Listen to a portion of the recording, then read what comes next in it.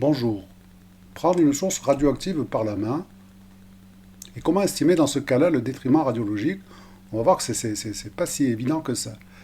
Alors, ce que je vais vous présenter ici provient d'une conférence que j'ai réalisée au dernier congrès RP-Circus en 2023 et que je remercie ici de façon générale, et en particulier Pauline Sarrus qui m'a invité pour cette conférence. Elle a fait une seconde partie sur cette thématique, sur les applications pratiques, et vous devriez pouvoir sans doute trouver un jour les slides de cette conférence sur le site du RP Circus. Voilà. Alors, là, on est dans le cadre général des doses extrémités, et ce que je vais essayer de vous montrer, ce sont les risques de sous-estimation, de surestimation, et parfois de confusion de genre que l'on peut faire dans cette thématique. Voilà, donc, alors lorsqu'on parle extrémité, en général, on pense à la main, d'accord? Et donc, on va parler d'exposition de la main. Voilà.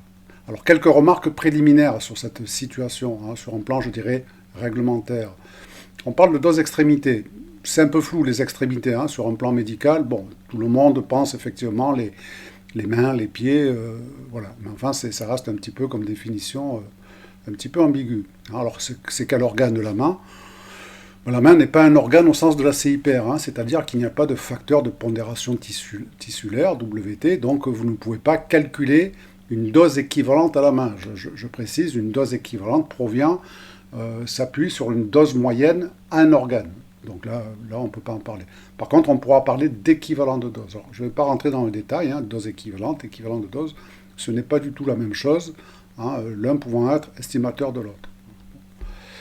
Alors, si on regarde la CIPR 103, effectivement, la main, on ne la trouve pas en tant qu'organe. Et par contre, on trouve la peau. Et donc, très souvent, trop souvent, les doses extrémités sont assimilées à la dose peau, et que l'on estimera par H' de 0,07, c'est-à-dire la dose sous 70 micromètres de tissu, juste à l'émergence de la couche morte de la peau. Alors là, vous voyez, si on reprend la CIPR 103, c'est effectivement précisé, contrôle des doses à la peau, aux mains, aux pieds et aux cristallins. On prend l'équivalent de dose, H' 007 ou HP 007, ce qui en gros est la même chose. D'accord ?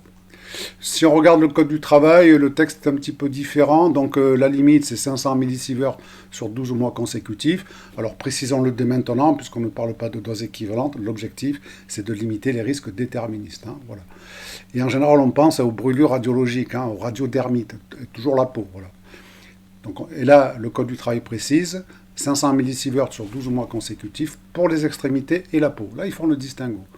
Pour la peau, cette limite s'applique à la dose moyenne sur toute surface de 1 cm², quelle que soit la surface exposée.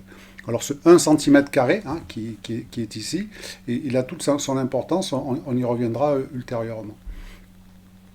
Voilà. Alors, deux remarques. La peau au sens de la CIPR, c'est toute la peau. Lorsqu'on parle de dose peau, c'est la dose à l'organe peau, c'est-à-dire 18 000 cm².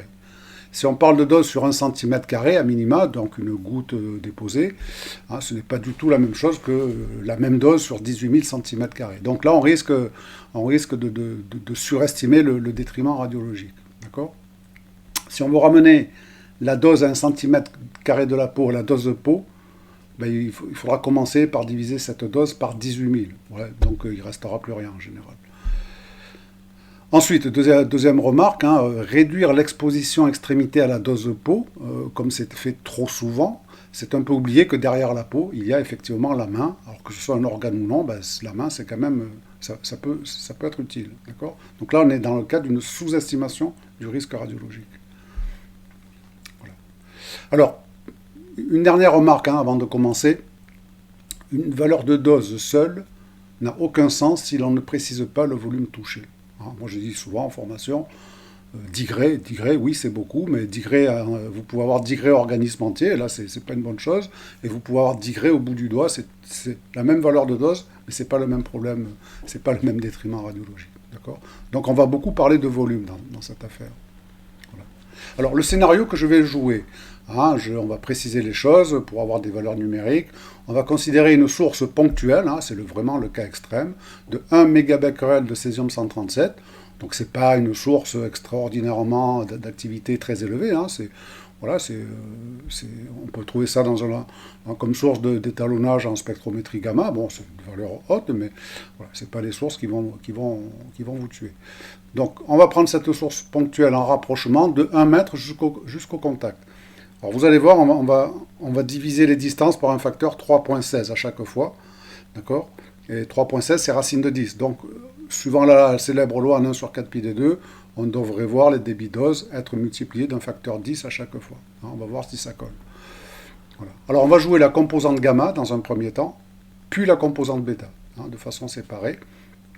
Alors, les cartographies de doses que je vais vous présenter ont été réalisées avec le code Monte Carlo ReXpert, code que je ne saurais conseiller, c'est vraiment quelque chose, un outil remarquable. Et les calculs ont été réalisés avec Dosimex, d'accord? Je referai un petit calcul avec ReXpert à un moment donné pour vous montrer quelques petites choses. Voilà, alors on commence par la composante gamma. On place, alors là, ce que vous voyez ici, là, c'est la main vue de profil, d'accord? Très schématisé, avec une source pour l'instant qui est à 100 cm, 1 mètre. Alors ce que l'on voit ici, ce sont les gammas qui arrivent de façon quasi parallèle, d'accord? Voilà, un petit effet de centricité, mais très très faible. Voilà. Alors, pour chaque cas, je donnerai le débit d'équivalent de dose au contact, vraiment au contact, c'est-à-dire à 0. Et donc ici, on a 0,092 microsieverts par heure, d'accord? Et sous 1 mètre de profondeur, on a 0,088, donc quasiment la même chose, ce qui permet d'établir un gradient de dose sur 1 cm, c'est un facteur 1,04, donc il y a un écart de 4% entre les deux valeurs. 2%, c'est l'atténuation de 10 mm de tissu, et puis les 2 autres pourcents, c'est un léger effet de centricité. Voilà. D'accord ? Donc on n'a pas d'effet de sphéricité notable. Et, alors ce qui est important dans ce scénario-là, je m'attarde un petit peu, c'est qu'en fait on a une dose qui est homogène dans tout le volume de la main. D'accord ? Donc là, dans ce cas particulier où la source est relativement loin, d'accord, réduire la dose extrémité à la dose peau, c'est vraiment oublier que c'est toute la main qui est atteinte. Alors là, on a un débit dose qui est négligeable, 0,092. On est dans le bruit de fond, mais c'est 1 mégabecquerel. Si c'était 1 gigabecquerel, ça serait 1000 fois plus, 1 terabecquerel. Bon, le problème ici, c'est dans cette configuration, avec une source relativement éloignée, mais ça sera valable, on va le voir, jusqu'à 30 cm, voire moins, eh bien on a une dose homogène en gamma dans tout le volume de la main. Voilà. Bon. Ensuite, on divise par un facteur 3,16. On est à 31,6 cm. Et alors là, effectivement, on constate que les débits de dose ont été multipliés par 10. D'accord ? Voilà. Pour l'essentiel. Il y a un gradient de dose qui augmente légèrement, 1,08. C'est vraiment négligeable. Donc là encore, on peut considérer qu'on a une dose homogène dans tout le volume de la main. On voit un petit peu mieux l'effet de sphéricité qui apparaît ici. C'est lié au fait que les photons ne viennent pas de l'infini. Une remarque. Les coefficients de fluence équivalents de dose que l'on trouve dans la CIPR, dans la CIPR 74 ou dans l'ICRU 57 sont calculés lorsque les photons sont parallèles, c'est-à-dire avec une pseudo-source à l'infini. D'accord ? Donc ces coefficients-là ne prennent pas en compte l'effet de sphéricité. C'est une des difficultés du problème. On y reviendra. Bon voilà, là encore, dose homogène dans tout le volume de la main. Allez, d'accord ? On continue à rapprocher la source. 10 cm. Là encore, on a un facteur 10 en termes de débit de dose. Le gradient reste assez faible, un facteur 1,2. Donc on est encore à 10 cm en irradiation gamma dans un scénario où la dose est homogène dans tout le volume de la main. Pas de raison de favoriser, je dirais, la peau. 3,2 cm, l'effet de sphéricité commence à être vraiment net. Là encore, on a un facteur 10. La loi 1 sur 4 pi des 2 marche toujours. Le gradient de dose, 1,7, on est dans le même ordre de grandeur. Et au premier ordre, je dirais, là encore, les doses sont homogènes dans tout le volume de la main en chaque point. D'accord ? 1 cm maintenant. 1 cm, on a encore un facteur 10, approximativement, pas tout à fait. On est donc ici, la dose en surface, c'est 800 microsieverts par heure. Par contre, ça marche un petit peu moins bien à 1 cm de profondeur. On a un gradient qui a un petit peu augmenté, un facteur 3,7, il est plus significatif. Mais globalement, on est dans l'ordre de grandeur et dans ce scénario-là, voilà, on a quand même une dose relativement homogène dans tout le volume de la main. Dans tous les cas de figure, l'irradiation en volume n'est pas négligeable versus l'irradiation en surface. Voilà. Bien, maintenant on va passer. D'accord, bon, voilà, l'effet de sphéricité est assez notable, mais le gradient de dose reste encore assez limité. Là, on est à 1 cm. Et on va enfin se mettre au contact, mettre la source ponctuelle au contact réel physique de la main. D'accord? Et là, on obtient le débit dose en surface est égal à 37 millisieverts par heure. Et donc, en fait, c'est multiplié par 46 par rapport au débit d'équivalent de dose à 1 cm. Donc, vous voyez, passer de 1 cm au contact, c'est un facteur 46, de l'ordre de 50. Donc, ce n'est pas négligeable, hein, c'est assez violent. Gardez en mémoire ce facteur 50 à peu près, hein, lorsqu'on passe d'un centimètre au contact, facteur 50. Ça, c'est valable pour tout type de source ponctuelle. D'accord? Que ce soit, quel que soit le radionuclide, y compris sur une irradiation bêta, on a un facteur 50. On aura donc, par rapport à un débit dose à 3 cm, on aura un facteur 500 pour, là encore, le débit dose au point de contact. D'accord? Voilà. Alors quand je dis point, on y reviendra, hein, c'est pas un point. Sous 1 cm, on a 790 microsieverts. À peu de choses près, la dose qu'on avait tout à l'heure pour la source à 1 cm en surface. Hein, donc là, on a 1 cm, on a encore 1 cm entre la source et ce point-là. Donc on retrouve à peu près 800 microsieverts par heure. Là, par contre, ce qui va changer, hein, c'est le gradient de dose entre 37 millisieverts par heure et 790 microsieverts par heure, c'est-à-dire 0,8 millisieverts par heure. On a un gradient de dose qui est égal à 47. Donc là, on ne peut plus parler de dose homogène dans tout le volume de la main. Il y a une dose dans tout le volume, mais elle n'est pas homogène, la chose est entendue. Et effectivement, on a, moi, ce que j'appelle un point chaud, en fait, on a un beau point chaud. Hein, là, on a un effet de sphéricité qui est maximum. Et on comprend que la limitation à 500 millisieverts, hein, pour les effets déterministes, prend ici tout son sens. Hein. Moi, je suis tout à fait pour, dans la réglementation, maintenir cette limitation à ce que j'appelle, moi, le point chaud, le point le plus irradié. Que ce soit une extrémité ou non, au demeurant. Hein, ça pourrait être le cas si quelqu'un met une source dans la pochette de son veston, il aura une dose très localisée au niveau de la poitrine. Voilà, ce sera la même problématique. Hein, c'est M. Henri Becquerel qui a testé ça le premier. D'accord? Voilà. Alors, donc là, c'est tout le volume de la main qui est touché, peu ou prou, hein, comme je l'avais dit, mais effectivement, on a ici un point chaud, effet de sphéricité maximum, et là, on a vu le débit de dose qui vraiment explosé, d'accord? Bon. Je le fais en accéléré, là, vous allez voir le rapprochement pour mieux voir cet effet de sphéricité qui augmente, hein, on se remet à 1 mètre, voilà, 30 cm, 10 cm, hein, on voit le débit dose qui augmente, la sphéricité qui est de plus en plus marquée jusqu'au contact. D'accord? Voilà. Alors, au contact, 0 cm. Je vous ai parlé de loi 1 sur 4 pi d2. Avec une loi 1 sur 4 pi d2, si vous faites d égale 0, vous avez un infini qui apparaît. Donc, comment calculer un débit dose lorsque la source est réellement en contact, c'est-à-dire avec d égale 0? Alors, c'est ce qu'on fait sous dosimex. Alors là, quand je dis comment ça, 0 cm, mais enfin, c'est pas possible. C'est une façon très polie de traduire un petit peu ce que l'on a vécu lorsqu'on a sorti dosimex. On nous a fait des gros yeux. Hein. Je reste poli. Pour les gens, c'était pas possible. On ne pouvait pas calculer au contact. Alors, il y a un problème parce que physiquement, on peut le faire, mais du coup, il n'y aurait pas de modèle adapté. Bon, on va y revenir. D'accord? Oui, on peut calculer en mettant une source ponctuelle au contact. D'accord? Même si le concept de source ponctuelle, c'est un peu une abstraction. Hein. Un point, c'est un truc sans épaisseur, c'est un truc de mathématicien. Mais bon, on va passer sur ces détails-là. D'accord? Alors, comment peut-on calculer un débit de dose à faible distance, voire une distance nulle? Hein, alors, ce 1 sur 4 pi d2, en fait, c'est ce qu'on appelle une fraction d'angle solide, hein, oméga sur 4 pi, d'accord? Et une fraction d'angle solide, ça sert à calculer le nombre de particules qui passent au travers d'une surface d'1 cm², une distance d donnée. Hein. Donc ici, ce 1, il faut le voir comme 1 cm, divisé par 4 pi d2. 4 pi d2, c'est le nombre de centimètres carrés dans une sphère qui entoure la source, c'est le nombre de centimètres carrés de cette sphère à la distance petit d.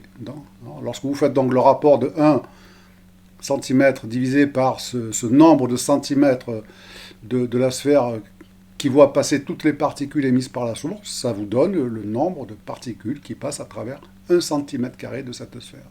Ça peut être un nombre, une fluence, ou un nombre par centimètre carré par seconde, un débit de fluence. D'accord ? Voilà. Une remarque. Pour des distances inférieures à 0,3 cm, 3 mm, distance faible, 4πd2 est inférieur à 1 cm². Donc vous n'avez plus le commencement d'un centimètre carré. Et à partir de ce moment-là, cette fraction d'angle solide devient supérieure à 1. D'accord ? Et ça pose un problème. Logiquement, une fraction, c'est de bon goût qu'elle reste inférieure à 1. Et ça, voilà, c'est ce qui peut poser problème dans les calculs à faible distance en utilisant la loi 1 sur 4πd2. Alors, application numérique. On va considérer une source qui émet une particule par seconde, dans toutes les directions de l'espace, sous 4π, comme l'on dit, que ce soit des gammas ou des électrons. Et si l'on veut calculer le débit d'équivalent de dose à une profondeur de 70 micromètres, donc estimé en H'007 avec cette source au contact de la peau, eh bien, certains, et ça je peux en témoigner, je l'ai vu faire par des experts seniors, que j'ai arrêté au dernier moment. Si vous faites un calcul avec la loi 1 sur D2, avec D égale 70 micromètres, ça vous donne un débit de fluence égal à 1620 particules par centimètre carré par seconde. Donc là, on voit bien qu'avec une source qui émet une particule par seconde, on voit qu'il y a un problème qui est en train d'émerger. D'accord ? C'est la multiplication des petits pains. Bon. Donc, comme je disais, cet exemple-là est tiré d'une histoire vraie. Moi, je n'aurais même pas essayé de faire un tel calcul, pour ma part. Alors, si on l'applique à notre cas, voilà, ici, je reprends le résultat pour la source au contact. Ça, c'est un résultat obtenu avec Dosimex, validé avec MCNP, RxPer, j'y reviendrai. D'accord ? On va se placer, même pour Dosimex, à 70 micromètres, donc on va se mettre à 0,007 cm. Et là, vous voyez qu'on a 25 millisieverts par heure. On voit, si je reviens en arrière, donc 37 millisieverts au contact, et à une profondeur de 70 micromètres, on a 25 millisieverts. On voit la sensibilité de ces débits doses aux effets de distance. On est vraiment sur quelque chose de très sensible, d'assez microscopique, je dirais. On va y revenir. Si vous appliquez la loi 1 sur 4πd2 à ce cas particulier, et vous obtenez 19 sieverts par heure. D'accord ? Sieverts par heure. Donc là, c'est l'horreur. Et là, ça vous fait un gradient de dose de 24 000. Là, c'est une explosion. D'accord ? Alors, si vous calculez à 10 micromètres, ça va encore... ça sera multiplié par voilà, ça sera monstrueusement élevé. Quelque part, on sent que ça perd du sens, quelque part, sur un plan physique. Mais je vais préciser la chose. D'accord ? Pour l'instant, je reste là-dessus. Ce résultat, 19 sieverts par heure, qui est donné par Microshield. Microshield vous donnera ce résultat. On a un facteur 760 par rapport aux 37 millisieverts calculés précédemment. Est-ce que c'est une surestimation dans ce cas-là de Microshield ? Ou, inversement, est-ce que les 25 millisieverts de Dosimex, toujours avec le même facteur 760, mais dans l'autre sens, est-ce que c'est une sous-estimation de la réalité ? D'accord ? Voilà. Alors, moi je ne vais pas trancher, ici, pour éviter d'avoir un procès, avec Microshield. Je vais donner quelques éléments d'appréciation, vous ferez votre propre opinion. Alors ce que l'on peut dire, c'est que lorsque D tend vers 0 avec la loi 1 sur 4πd2, le débit de dose, 1 sur 4πd2, ça tend vers l'infini. Ça, ce n'est pas faux dans l'absolu. D'accord ? Mais si on y regarde de plus près, lorsque on se rend compte que lorsque D tend vers 0, le volume concerné par cette dose que l'on va calculer tend infiniment vers 0. C'est-à-dire vous calculez un débit de dose ou une dose dans un volume de plus en plus petit, qui devient infinitésimal. D'accord ? À 70 micromètres, le volume dans lequel on calcule les sieverts par heure, c'est de 0,0002 mm3. Ça fait à peu près 50 cellules humaines qui plus est, ici, elles sont ce sont des cellules mortes. Hein. Voilà. Donc c'est ce qu'on peut, on peut assimiler ça à une piqûre d'aiguille, hein, d'aiguille et d'acupuncture qui plus est. Donc on sent quasiment rien. Donc, vous voyez, le calcul, oui, on peut l'accepter, mais la réalité physique, elle est là, c'est-à-dire qu'on va calculer un débit de dose dans un micropoint et le détriment radiologique, il est imperceptible, quoi. Hein. D'accord. Là encore, on retrouve le fait qu'une dose toute seule, sans préciser le volume, n'a aucun sens. Ici, le volume est infinitésimal. Donc on calcule une piqûre d'aiguille. C'est un élément d'appréciation. Bon, voilà, hein. C'est sans doute pas suffisant. Alors, comment faire si on ne calcule pas un 1 sur 4 pi d2? Comment faire? Eh bien, pour les gens qui font de la mesure nucléaire et qui calculent les rendements, la formule, voilà, hein, il y a quelque chose qui est connu, d'accord? Le truc, ce que j'appelle le truc, c'est de calculer la dose dans un pseudo-dosimètre que l'on force avec une surface de 1 cm², toujours. Voilà, on prend un pseudo-dosimètre qui présente une surface vis-à-vis de la source de 1 cm². Et là, on retrouve les 1 cm² de la réglementation. CIPR, Code du travail, ce que vous voudrez, d'accord? Ce qui fait que, sans faire de calcul savant, lorsque ce dosimètre se rapproche de la source, ou inversement, eh bien, lorsque vous êtes au contact, ben, vous comprenez que vous récupérez la moitié des particules émises, hein, ce qu'on appelle en détection un rendement de 50%. D'accord? Ça ne part pas à l'infini. Je précise lorsque vous êtes au contact, hein, réellement, à D égale 0. Voilà. On récupère la moitié des particules émises. C'est un élément d'appréciation, là encore, je crois, qui correspond à une réalité physique.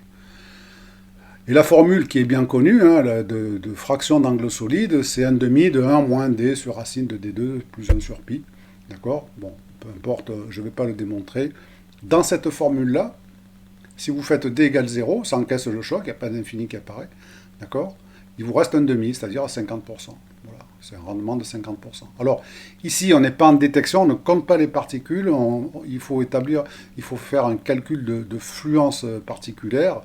D'accord? Et en fait, l'affluence est impactée par la longueur des trajectoires dans le dosimètre. D'accord? Donc en fait, il faut tenir compte des angles d'incidence pour calculer ce qu'on appelle une fluence au sens de Kilton. Et donc il faut un terme correcteur d'origine géométrique, hein, avec des cosinus partout. Bon, voilà, ce terme correcteur, il est là. D'accord? Et il impose, si on veut éviter les infinis, eh bien, il faut donner une épaisseur non nulle au dosimètre, hein, une épaisseur petit h. Nous, dans Dosimex, on a pris de façon arbitraire, parce qu'il n'y a aucune indication là-dessus. D'accord? On a pris 100 micromètres. Voilà. Ce qui donne, lorsqu'on est au contact, on réaugmente le débit de fluence d'un facteur 6. Voilà. Mais c'est pas plusieurs milliers. Voilà. La morale de l'histoire, c'est qu'en fait, on est amené à prendre un dosimètre qui a une surface finie, déterminée, et une épaisseur finie. Donc on a un volume déterminé de détection. Hein, d'accord? Voilà. Donc là encore, la notion de volume qui apparaît. En fait, on limite, on arrête la plongée vers zéro du volume dans lequel on calcule la dose. D'accord? Et on évite les infinis. Et tout en respectant la réglementation. Hein, on a une valeur moyenne sur une surface d'1 cm². D'accord? Voilà. Alors, un petit benchmark suivant ces deux modèles. Hein. Voilà, alors on a benchmarké 5 codes, hein, Dosimex, Mercurad, Microshield, MCNP et REXPER. D'accord? Pour l'instant, là, on a les distances pour une source ponctuelle, hein, 10 cm, 1 cm, échelle logarithmique. Jusqu'à 1 cm, tous les codes sont superposés. D'accord? Donc, par contre, à partir d'1 cm, on a ici le modèle en 1 sur 4 pi d2, là qui part vers l'infini, hein, on ne peut pas aller jusqu'à 0 hein, avec ce modèle-là, donc d'où l'échelle logarithmique, bien sûr. Et là, vous avez le modèle avec ce que j'appelle la jolie formule. D'accord? Donc, comme je disais, jusqu'à 1 cm, tout va bien. Okay. Alors, en dessous d'1 cm, pour Mercurad, autant pour moi, hein, on retrouve hein, sur ces deux branches ici, on retrouve la valeur à 70 micromètres hein, que l'on avait, 19 sieverts par heure avec la loi 1 sur 4 pi d2, et 25 millisieverts par heure pour la jolie formule. C'est 3 ordres de grandeur quand même, hein, qui vont en augmentant à l'infini. Ce modèle-là, lui, va converger vers une valeur finie, alors que là, ça va tendre vers l'infini. Voilà. Alors, je reviens. Je disais, Mercurad, lui, ne calcule pas en dessous de 5 mm. Donc visiblement, ils ont fait le choix de la loi 1 sur 4 pi d2. Ils ont senti que ça partait un petit peu en vrille, je dirais même en chandelle, d'accord. Donc ils brident le calcul en dessous de 5 mm, d'accord. Voilà. Bon, à 5 mm, c'est à peu près la distance pour laquelle la surface de la sphère est de l'ordre de 2 cm², donc on a un rendement de 50%. Donc là, ils ont dit en dessous, on n'y va pas. Okay, ils ont bien vu qu'il y avait la multiplication des petits pains. C'est une indication quand même, je pense. Microshield, ils y vont. Ils ont peur de rien, ils y vont, d'accord. Donc ils vont vous sortir effectivement 19 sieverts par heure.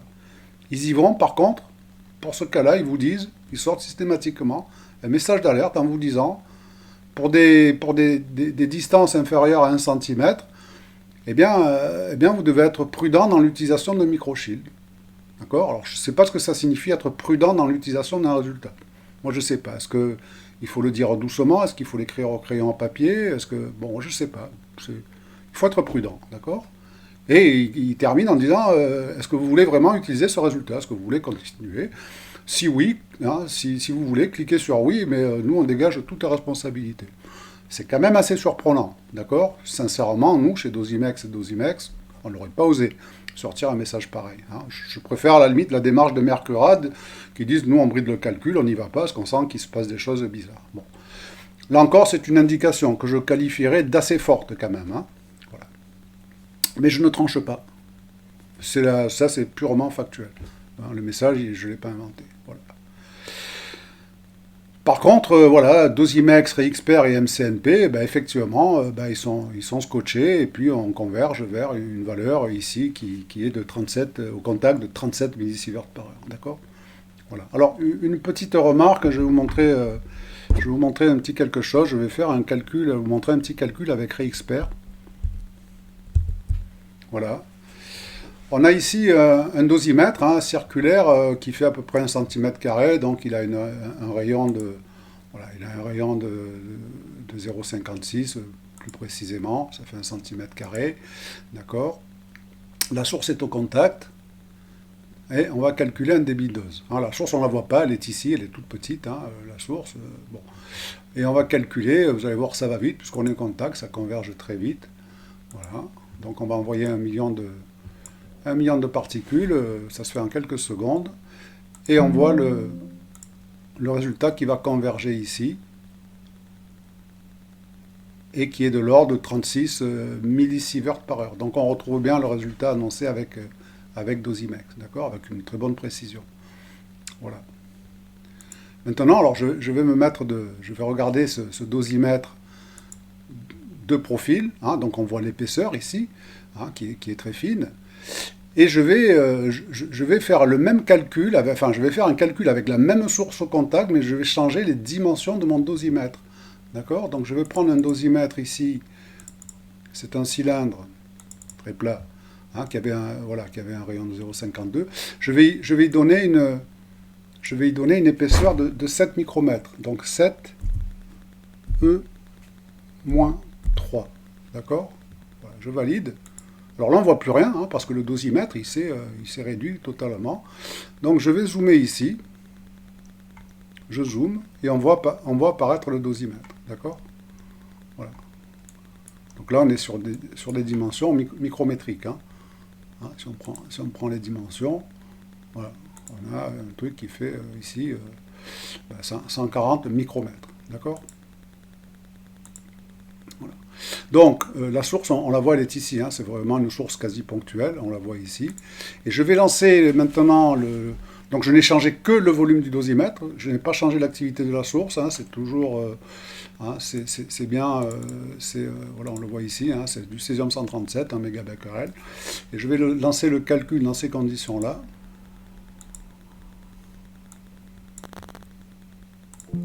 Là aussi, on va converger rapidement. Par contre, on va converger vers 40 sieverts par heure. D'accord. Alors, ça signifie quoi? Ça signifie que je peux retrouver la loi 1 sur 4 pi d2 même avec un code Monte-Carlo, mais pour ça, il faudra que je diminue de plus en plus le volume de mon dosimètre. Donc, calculer une dose dans un volume de plus en plus petit. D'accord. Voilà. Donc Donc on a cette plongée vers l'infini en termes de dose et vers zéro en termes de volume dans lequel on a cette dose. Hein. Donc l'idée c'est d'arrêter, hein, en figeant les dimensions du dosimètre, on arrête cette plongée vers l'infini. Parce que l'infini, c'est comme disait Woody Allen, c'est long, surtout vers la fin. D'accord? Donc, quelque part, de façon philosophique, avec cette source-là au contact, donnez-moi un débit de dose, je vous le confirmerai. D'accord? Donc, il y a un débat. Il y a un débat, hein, il faut trancher. Bon, voilà, moi, ce que je vous livre, c'est un élément d'appréciation. Voilà. Donc, je reviens ici. Voilà. Donc, effectivement, avec Dosimex, on calcule au contact, vous mettez 0, vous lancez le calcul, vous avez un résultat. Alors, le résultat, nous, dans la boîte de dialogue principale, on le donne en H étoile 10. D'accord. Alors on pourrait dire, mais non, mais s'il faut du H'007. Alors si vous regardez toutes les grandeurs radiométriques que l'on calcule, hein, et que l'on donne par ailleurs, ben, vous constaterez que la différence ne se fait guère que derrière la virgule. D'accord. Voilà, donc on peut se poser la question de savoir pourquoi nos chers calculateurs, hein, ce sont des métrologues qui ont fait ça, ont établi autant de grandeurs radiométriques pour donner les mêmes valeurs. Hein. Alors, chose importante, les H étoile 10 et H'007, pour les gamma, vont se différencier en dessous de 30 keV. Voilà, 20 keV, la différence est notable, à 10 keV, c'est un facteur 100 entre les deux. Donc en fait, H'007, pour les gamma, il faut l'utiliser pour les rayonnements X, notamment de faible énergie, qui eux vont vous décoller effectivement la peau. Hein, avec un générateur X, les faibles énergies vous décollent la peau. C'est pour ça, au demeurant, qu'on met une filtration, c'est pour casser les X de faible énergie, qui ne servent à rien parce qu'ils ne traversent pas la peau, mais par contre, ils vont vous faire des débits d'os très élevés dans la peau. Voilà. Donc, je dis ça en passant. Hein, voilà. On va maintenant jouer la composante bêta pour terminer. D'accord. Étant entendu que si la source, dans l'absolu, si la source est ponctuelle, ça veut dire qu'elle n'est pas protégée, ça veut dire que la composante bêta va émerger. C'est le cas de la photo, hein, que j'avais en introduction, hein, ce qui est une source mince, donc les bêtas avec une source comme ça, les bêtas vont sortir allègrement, d'accord. Voilà, il n'y aura aucune protection. Donc, composante bêta en dehors de toute protection. On va les voir directement au contact, d'accord. Je reprends ma source de césium-137 d'un mégabecquerel au contact, et voici ce que l'on obtient. Alors, ce n'est pas une cartographie de dose, c'est un tracking. Hein. Alors, en rouge, là, on voit les électrons. En jaune, c'est le rayonnement de freinage. Et le résultat, donné avec Dosimex, avec la jolie formule, c'est 5,4 sieverts par heure. Donc là, c'est vraiment, là encore, hein, c'est l'horreur. Par contre, là, c'est pour de vrai. C'est obtenu avec la jolie formule, avec Dosimex. Hein, on a la même formule, hein, la même formule géométrique, je dirais, hein, pour la composante bêta. Une petite chose rassurante, un élément d'appréciation supplémentaire, c'est que c'est cohérent avec le code Varskin, hein, qui est un code américain gratuit. D'accord. Dans la dernière version, il ne calcule pas plus loin que 5 cm, mais bon, peu importe, hein, voilà, c'est cohérent. Et c'est ce code que les auteurs du guide pratique ont utilisé, hein, puisqu'ils donnent des débits d'os au contact. Alors, pas des sources ponctuelles, hein, ils prennent des sources qui ont une surface de 1 cm², là encore, ce qui, pour une même activité, fait baisser un petit peu la dose, mais voilà, on a facilement des sieverts par heure dans ce cas-là. Donc, voilà. Donc il y a une cohérence, hein, là-dessus, sur les doses bêta, il y a une certaine cohérence avec Varskin et le guide pratique. Donc c'est une bonne nouvelle en soi. D'accord. Là encore, c'est un élément d'appréciation. L'un validant l'autre, et réciproquement.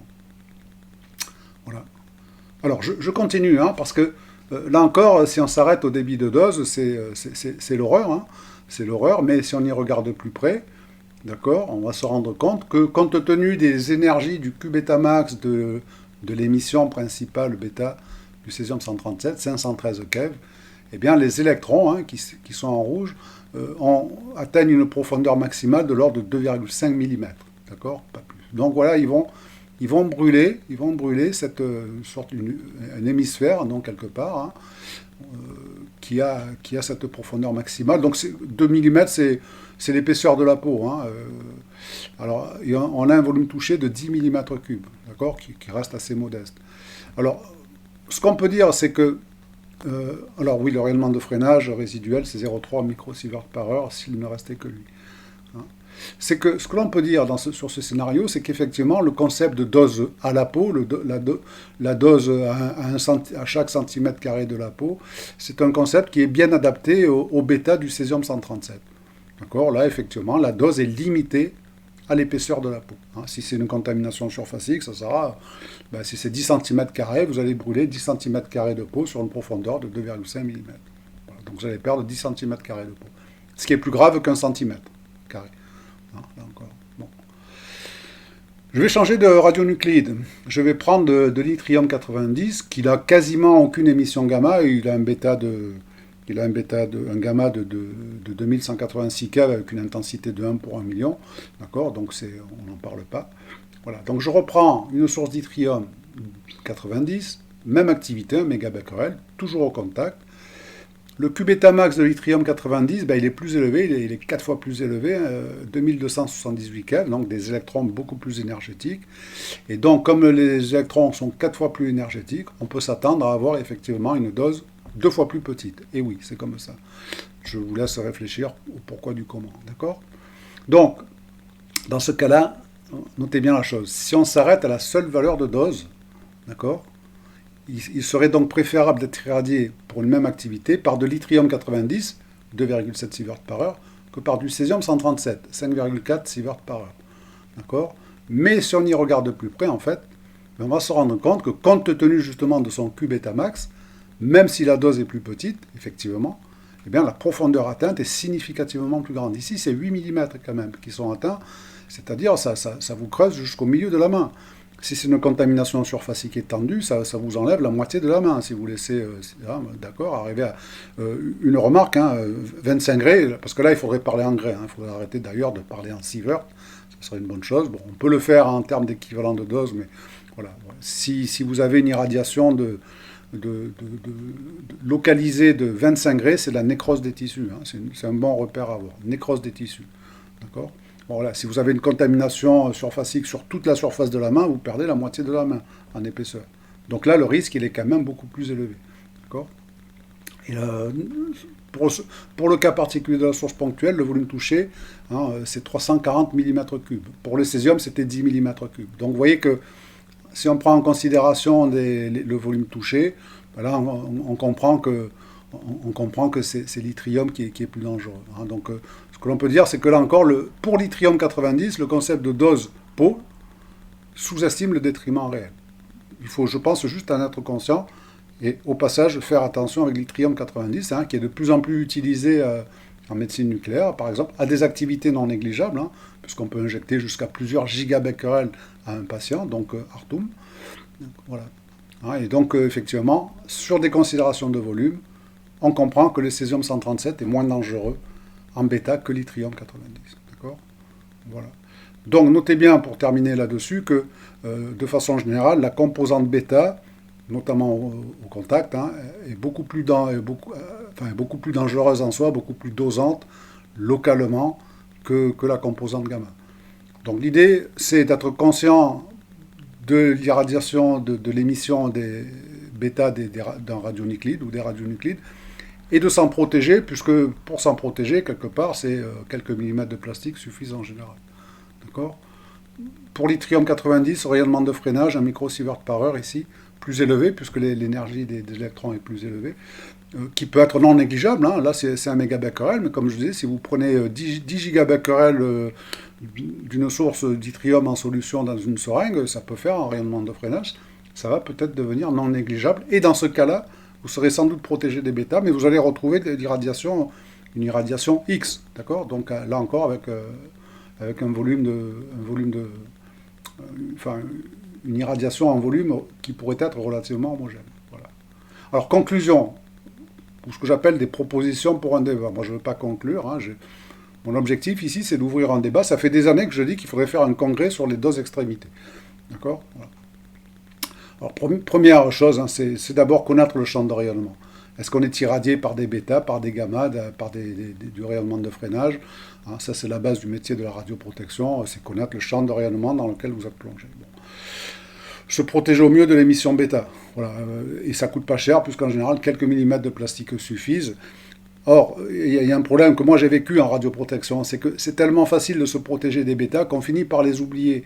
Et que quand on enlève la protection, ben ces électrons, ils vous sautent au visage, au sens propre du terme, hein. Ils vont attaquer toutes les surfaces de peau qui sont à nu, hein. Les mains, éventuellement le visage. On est assez bien protégé par les vêtements, d'accord? Déjà. Voilà. Ensuite, si on a une exposition uniquement gamma ou X de rayonnement de freinage, être conscient que la dose peau, c'est très réducteur. On a effectivement un point chaud seulement pour une source au contact. Donc là, l'idée d'avoir une réglementation qui limite ce point chaud, c'est pas idiot, parce que si vous limitez la valeur du point chaud, vous allez de facto limiter la valeur en chaque point de la main, d'accord? Mais on a quand même, si la distance est supérieure à 3 cm, on a une dose homogène dans le volume de la main. Voilà. Ne pas l'oublier. Et, dernière remarque, pour des distances inférieures à 1 cm, surtout ne pas utiliser la loi 9 sur 4 pi D2. D'accord? Voilà. Bon. Je n'ose pas dire utiliser Dosimex, mais vous avez la jolie formule dans le... Enfin, pour conclure, la conclusion des conclusions, ben, prendre des pincettes. Hein. Voilà. Donc voilà pour cette thématique des doses extrémités en général et des doses au contact en particulier. N'hésitez pas à me faire part de vos remarques et puis à une prochaine vidéo. Merci, au revoir.